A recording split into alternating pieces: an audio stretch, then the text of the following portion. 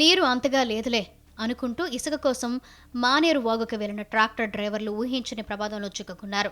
వాగులోకి ఒక్కసారిగా వరద నీరు భారీగా రావడంతో ట్రాక్టర్లతో సహా వరదలోకి చిక్కుకున్న డ్రైవర్లు హాహాకారాలు చేశారు. దీంతో స్థానికులు వారిని గమనించి పోలీసులకు సమాచారం ఇచ్చారు.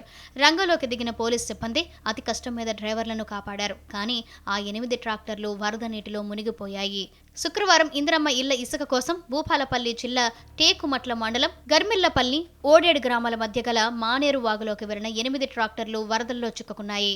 మొదట అంతగా వరద లేకపోవడంతో కూలీలు ఇసుక తవ్వే పనిలో పడిపోయారు. కానీ ఎగువ ప్రాంతాల్లో భారీ వర్షం కురవడంతో మానేరు వాగు ఒక్కసారిగా ఉధృత రూపం దాల్చింది. ఉన్నట్లుండి ఒక్కసారిగా నీటి ప్రవాహం పెరగడంతో ట్రాక్టర్లను అక్కడే వదిలేసి డ్రైవర్లు, కూలీలు వెంటనే బయటకు పరిగెత్తారు. ఈ క్రమంలో వాగు మధ్యలో ఇసుక నింపుకుంటున్న ట్రాక్టర్లు ఎటూ వెళ్లలేని స్థితిలో నిలిచిపోయాయి.